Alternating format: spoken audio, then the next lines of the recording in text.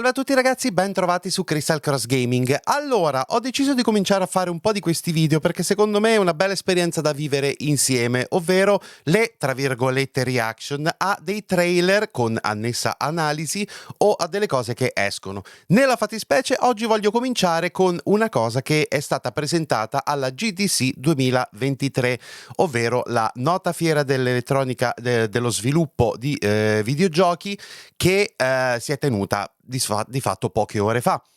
Ed è stata presentata la versione Unreal Engine 5.2 con annessa tech demo e beh, sta facendo parlare di sé questa tech demo perché, immaginate un po', il risultato è francamente sorprendente. Quindi andiamo a vedere un po' la presentazione che c'è stata con annessa tech demo e vediamo un po' di che si tratta. Thanks, Tim, and hi everyone. Ci sono i sottotitoli in italiano automatici per aiutare chi non parla inglese, insomma. Let's take a look.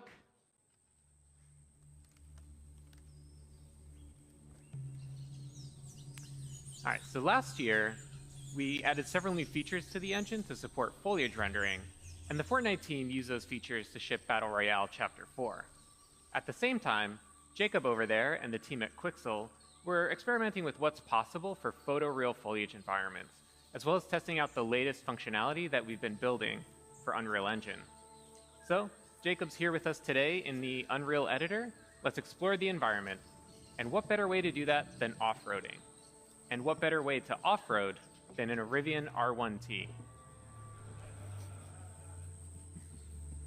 Now, Rivian uses Unreal to power their instrument cluster, including 3D visualization of their vehicles. So we worked with them to bring the R1T to life in this experience. Let's head on out, Jacob. Sure thing, on my way. All right. So we're building tools for interactive and dynamic worlds. So here we have chaos physics simulating rocks that tumble as we drive over them, leaves bend out of the way, and we also added some real-time fluid simulation.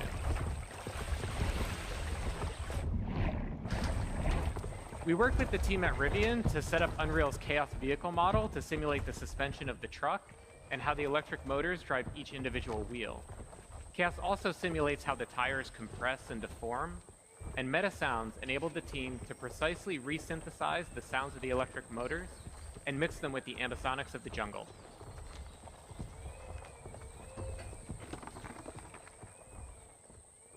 So Rivian provided us with a highly detailed model of the truck, about 71 million polygons that we're able to render in real time thanks to Nanite. Now, the Rivian not only looks incredibly realistic because of Lumen and Nanite, but also its materials. And today, we're introducing Substrate, our new material framework. Ha un nuovo tool per la realizzazione dei materiali. Let's swap the paint out for Opal. Now, of course, you can't order a Rivian with Opal body panels, but Opal was the internal code name for this project, and also a really great demonstration of Substrate's capabilities. The base layer models the iridescence, refraction, and reflections that occur inside of an Opal. And on top of that is a layer representing the polished surface and how light is absorbed as it travels through that clear layer of varying depths. And now we can add back on the dust and dirt layers. And notice how the reflection changes when interacting with the dust layer, and that there are no artifacts along the transition from dirt to dust to opal. So Substrate is more expressive, enabling artists to create materials like this with different shading models and compose and layer those materials as they see fit. All right, let's head on out, Jacob. On my way. All right. In terms of performance, Substrate materials that are similar to the current Unreal Engine shading model cost about the same. But now, artists have the freedom to author more complex materials for extremely detailed use cases, like in cinematics and in film. So we're going to drive under this fallen tree here, and everything that you've seen up to this point was painstakingly hand-built by the environment team at Quixel. Everything since that fallen tree has been built using our brand new experimental suite of procedural content generation tools, entirely an engine that are flexible, deterministic, and artist-driven. Our guiding principle in building these systems was to empower artists to make tools for artists.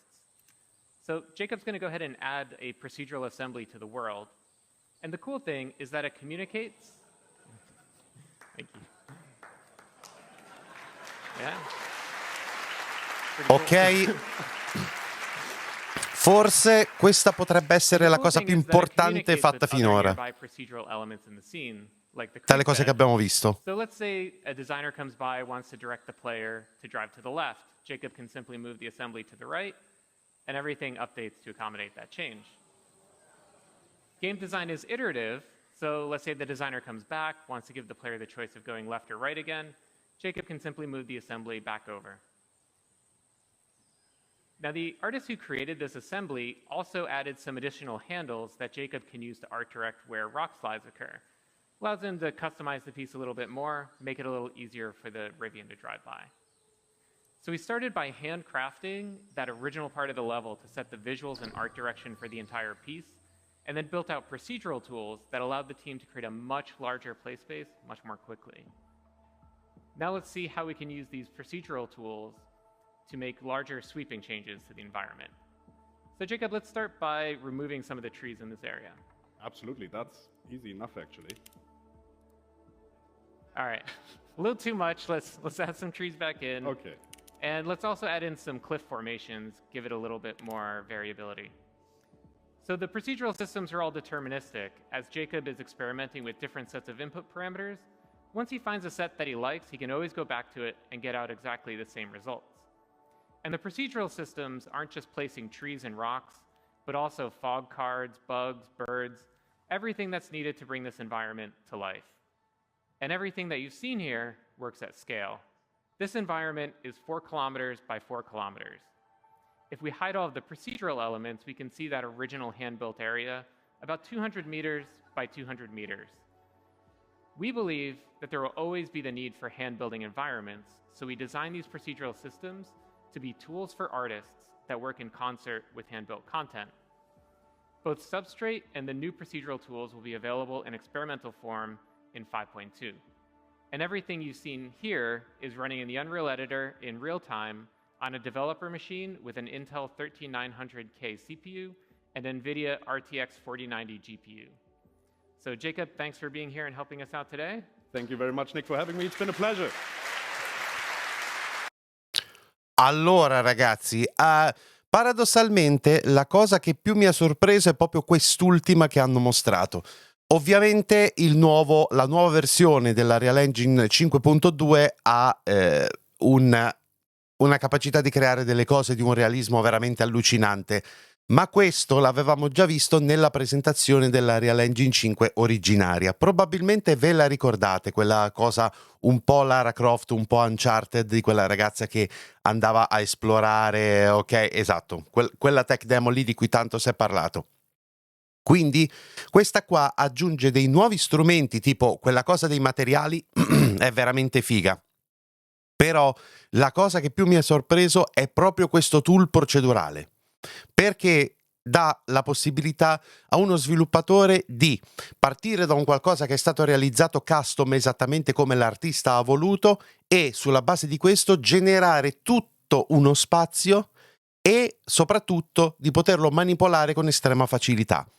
Questo taglierà probabilmente i tempi di sviluppo di certe cose, ottenendo comunque dei risultati molto buoni. E questa è una cosa molto importante che è assolutamente necessaria da qui in avanti, perché lo sviluppo dei videogiochi si sta incagliando su una questione di costi, tempi, know-how, eccetera, eccetera.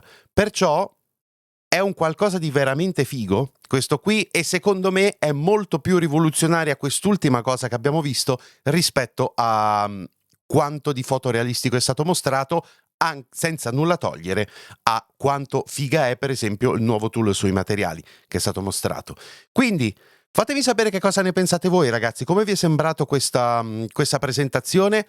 A me è sembrata molto bella, ma non per le ragioni che magari qualcuno potrebbe pensare, non per il colpo d'occhio, non per l'effetto wow, ma per quanto è figa proprio l'ecosistema tutto e anche i tool procedurali. Fatemi sapere che ne pensate, ragazzi. Come sempre mi raccomando, iscrivetevi al canale se ancora non l'avete fatto, iscrivetevi anche al mio secondo canale e seguitemi su Twitch, lasciate un bel like a questo video se vi è piaciuto e qui sotto in descrizione trovate tutti i link ai miei social e community come Instagram e Telegram, tutti i link per supportare il canale, tra cui i link affiliati ad Amazon, Instant Gaming e i link a Patreon e anche il link alla playlist con tutte le mie, cominciano oggi, le mie reaction. D'accordo ragazzi? A presto!